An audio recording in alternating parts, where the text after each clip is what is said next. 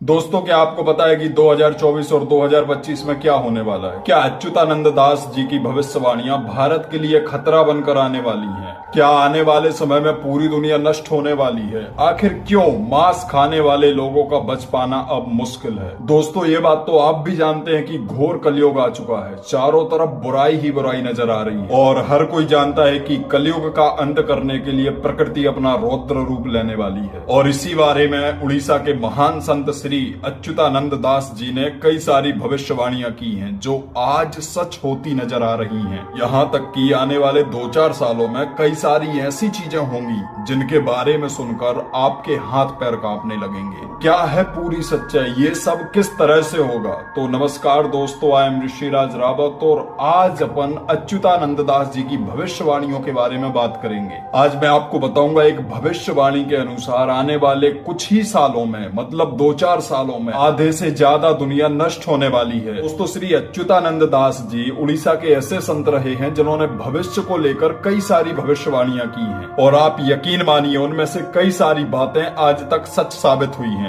लेकिन अब उनकी भविष्यवाणियां चिंता में डालने वाली हैं, क्योंकि एक तरफ तो आबादी तेजी से बढ़ती जा रही है, वहीं दूसरी तरफ बढ़ती आबादी को लेकर अच्युतानंद दास जी ने जो बात कही है वह हर किसी को हैरत में डाल देगी। दोस्तों, सबसे पहले तो वो ये कहते हैं कि कलयुग में आने वाले टाइम में ऐसी ऐसी बीमारियां फैलेंगी जिनका कोई इलाज नहीं होगा, लोग मरते जाएंगे। और ये बात काफी हद तक सच भी साबित हुई है। जब महामारी आई तो तमाम डॉक्टर्स, मेडिकल साइंस सब कुछ फेल हो गया। सभी लोग अचानक से वायरस का शिकार हो रहे थे और मौत के घाट उतरते चले जा रहे थे। पूरी दुनिया में करोड़ों लोग इस बीमारी के कारण मारे गए। लेकिन भविष्यवाणी के हिसाब से ये तो बस शुरुआत है। उससे भी ज्यादा भयानक महामारी आएगी जो पूरी की पूरी दुनिया को बदल कर रख देगी। इतना ही नहीं, जो सूर्य दयालु है, हम सभी को प्राण देता है, सूर्य की किरणों के कारण ही पेड़ पौधे जीवित रह पाते हैं और यह संसार चल रहा है, वही सूर्य हम सबके प्राण लेने वाला बन जाएगा। जिसका सबसे बड़ा उदाहरण आज के समय में तेजी से फैलने वाला कैंसर है। क्योंकि एक वक्त हुआ करता था जब लोग सूर्य की किरणों को किसी वरदान की तरह समझते थे और दिल खोलकर सूरज का सामना करते थे। लेकिन आज एक ऐसा समय आ रहा है जहां अगर कुछ पल के लिए भी सूर्य की किरणों के सामने हम खड़े हो जाते हैं तो ऐसा लगता है मानो शरीर जलने लगा है। और जो लोग लंबे समय तक सूर्य की किरणों के संपर्क में रहते हैं उन्हें तरह तरह की बीमारियां अपनी चपेट में ले रही हैं। दोस्तों, ये सब इतनी तेजी से हो रहा है कि आप अंदाजा भी नहीं लगा सकते। लेकिन सूर्य के इस विनाशकारी प्रवृत्ति के बारे में संत श्री अच्युतानंद दास जी ने पहले ही भविष्यवाणी कर दी थी। यहाँ तक कि उन्होंने जगन्नाथ मंदिर के बारे में ये भी कहा है कि बार बार वहां पर ध्वजा गिरने लगेगी। जगन्नाथ मंदिर की ध्वजा कभी गिरती नहीं है, लेकिन वो गिरने लगेगी। और अभी कुछ समय पहले तो ये भी पता चला है कि उसमें आग लग गई थी, जो इस बात का संकेत है कि विनाशकारी समय आने वाला है।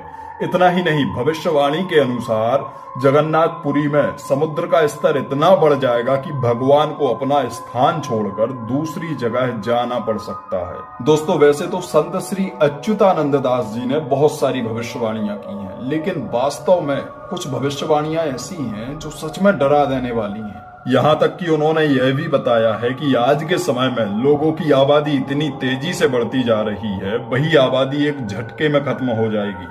और आज के समय में 800 करोड़ की आबादी है, लेकिन आने वाला समय जो समय आएगा उसमें लोगों की आबादी 40 से 50 करोड़ रह जाएगी। और हैरान कर देने वाली बात सुनिए, ये जितनी भी आबादी बचेगी उसमें से ज्यादातर लोग भारत में रहने वाले होंगे। क्योंकि आने वाला वक्त इस तरह का मोड़ लेकर आएगा, जो लोग मांस मच्छी नहीं खाते, दूसरों की मदद करते हैं और कोई भी बड़ा काम नहीं करते, सिर्फ वही लोग आने वाले समय में जिंदगी और मौत के बीच की लड़ाई लड़ पाएंगे, वरना प्रकृति के रौद्र रूप से कोई नहीं बच पाएगा।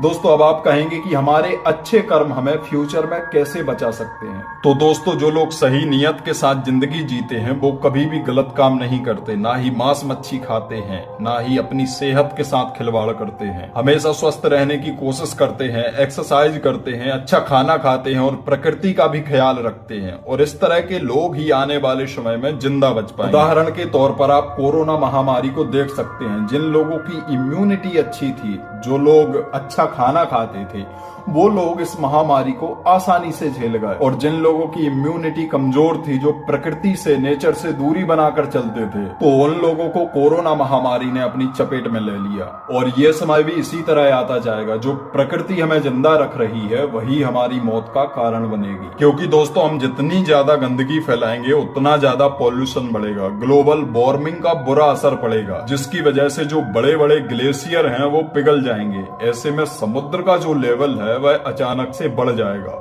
और अगर समुद्र का स्तर बढ़ा तो हमारी पृथ्वी पूरी तरह से जलमग्न हो जाएगी। और ये तो केवल एक छोटा सा उदाहरण है। आजकल जो बायो वॉर का दौर चल रहा है, जहां लैब में बीमारियों को तैयार किया जा रहा है, वायरसों को तैयार किया जा रहा है ताकि दूसरे देशों में भेजा जा सके। दोस्तों इस तरह की स्थिति बहुत जल्द आने वाली है, जिसे चाहकर भी कोई टाल नहीं सकता। और जब यह सब आएगा तो वैसे ही जैसे पानी के बहाव के साथ जमीन में मौजूद मिट्टी बह जाती है, ठीक वैसे ही हम इंसान भी खत्म हो जाएंगे। और सबसे ज्यादा दिल दहला देने वाली बात तो ये है कि ये सब कुछ आने वाले 3 से 4 सालों में होगा। तो जाहिर सी बात है कि अगर पूरी दुनिया को हटा दिया जाए तो हमारे भारत में ही 140 करोड़ की आबादी है, और 140 करोड़ की आबादी में से केवल 30 करोड़ लोग ही जिंदा बच पाएंगे, यानी कि 110 करोड़ लोग तो हमारे भारत से ही निपट जाएंगे। ये सब कुछ आने वाले कुछ ही सालों में होगा। दोस्तों अब इस बात की कोई गारंटी नहीं है कि आप उन 30 करोड़ लोगों में से होंगे या नहीं जो जिंदा बचने वाले हैं, पर हाँ इस बात की गारंटी जरूर है कि अगर आप अभी से सभी प्रकार के बुरे कर्मों को करना छोड़ दें और प्रकृति का ख्याल रखने लगें, तो भले ही आने वाली विपदा आपको समेट ले जाएगी, लेकिन कम से कम आपको इस बात का मलाल तो नहीं रहेगा कि अगर मैंने समय रहते खुद को सुधार लिया होता तो आज ये दिन देखना ना पड़ता। दोस्तों वीडियो अच्छा लगा हो तो चैनल को सब्सक्राइब करके, वीडियो को लाइक शेयर करके, कमेंट में जय श्री राम जरूर लिख देना। जय श्री राम, जय हिंद, वंदे मातरम। बहुत बहुत धन्यवाद।